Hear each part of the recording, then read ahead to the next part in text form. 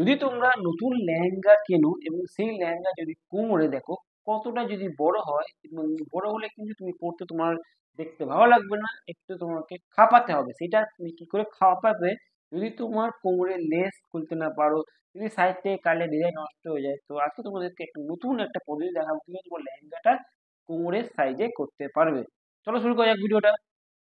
এবার দেখো তোমাদেরকে আমি এই যে লেহেঙ্গাটা আছে, এই লেহেঙ্গাটার কি সমস্যা দেখো। এই লেহেঙ্গাটার কোমরে যে লেস আছে সেই লেসটা যদি আমি খুলতে যাই, খুলে সেটাকে যদি আমি আমার ফিটিংস করি, তাহলে কিন্তু অনেক দুষ্কর্মের একটা কাজ এবং অনেক সময় লাগবে।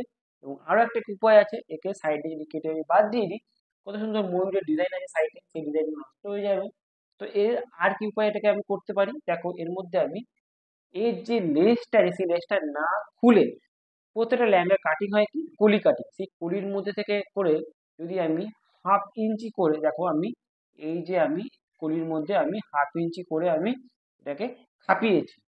কতটা খাওয়াবো? 2.5 থেকে 3 ইঞ্চির বেশি হবে না, মানে লেস থেকে হয়তো হার্ডলি 1 থেকে 1.5 ইঞ্চি নামবে। এবং প্রত্যেকটা কলি তোমার যদি দরকার লাগে প্রত্যেকটা কলি করা, সেই হিসেবে করবে। যদি না লাগে, আমার যেমন এখানে 4-5টা কলি আমার করতে হয়েছে, বাকি কলি না করলেও আমার এটা হয়ে গেছে। বাট এখানে 2.5 থেকে 3 ইঞ্চি বেশি তুমি করবে না, এবং এইটা হাফ ইঞ্চির থেকে বেশি না হয়। আর এই যে কলিটাকে এমন ভাবে তোমার খাপাতে হবে যাতে কলির বরাবর সোজা বরাবর হয়, যাতে লেসটা থেকে এবং যাতে লাইনিং থেকে যদি কাপড়টা বেরিয়ে না যায়। তো এই তো আমি খাপিয়ে তো নিলাম। এবার সমস্যা হচ্ছে এর যে দড়ি সিস্টেম ছিল এই লেসটাকে মারার পর সেই দই চিহ্নটা আমার নষ্ট হয়ে গেছে। এবার আমি কি করব? দেখো আমি এটাকে একদম সুন্দর করে খাপিয়ে দিয়েছি। এবার দেখো এই যে আমার টেকিংটা দেওয়া আছে, এর ফলে কি আমার দেখো এই দইটা থেকে আমার ঢুকে এটা আটকে যাবে, আর দই তো যাবে না। তো আর কি উপায় আছে? আমি তার জন্য আমি একদম সেম ম্যাচিং এর কাপড় আমি কিনে নিয়েছি, সেম কালারের কাপড় কিনে নিয়েছি। এবং এর যে আমি একটা চওড়া পট্টি করেছি, এটা 3 ইঞ্চির পট্টি করেছি, করে আয়রন দিয়ে দুপারে আমি এটাকে ভাঁজ করে নিয়েছি, যাতে আমাকে এটা মুড়তে এবং লাগাতে যাতে সহজ হয়। এবং মুখের দিকে আমি ভাঁজ করে নিয়েছি, ভালো করে আয়রন দিয়ে প্রেস করে ভাঁজ করে নিয়েছি।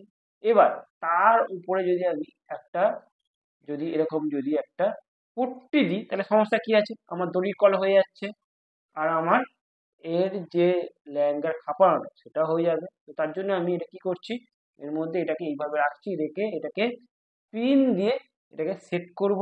সেট করে এই লেহেঙ্গাটাকে আমি দেখো একদম ভাবে ভালো করে পিন দিয়ে সেট করে লেহেঙ্গাটাকে আমি এই ফিটিংসটা করে নিয়েছি। জাস্ট আমি এটা সেলাই করব এবং মুখের দিকে দড়ির জন্য আমি রেখে দেবো মুখটা, তাহলেই আমার হয়ে যাবে।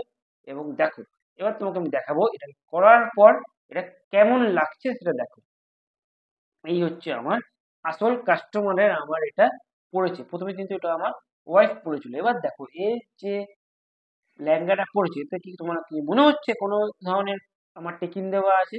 এবং এই যে তুমি ব্লাউজটা আমি বানিয়েছি, এই ব্লাউজটা যদি তুমি এর কাটিং দেখতে চাও, তাহলে তোমাকে এই ভিডিওটা লাইক এবং সাবস্ক্রাইব করতেই হবে। এবং অবশ্যই এর যে বেল আইকনটা আছে প্রেস করতে হবে, তাহলে তুমি কিন্তু এর যে নোটিফিকেশন সেটা পাবে। এবং এর যে সমস্ত ধরনের যে লেহেঙ্গার কাজ, ব্লাউজের কাজ, এবং তলায় যে আমি বালিশে লটকান করেছি, আর পেছনে দেখো পেছনে আমি দড়ি করেছি, তার যে লটকান করেছি, সমস্ত কাজ যদি দেখতে চাও এবং আমাকে প্লিজ মেসেজ করবে, এবং অবশ্যই লাইক এবং সাবস্ক্রাইব করবে এবং বেল আইকনটা অবশ্যই প্রেস করবে।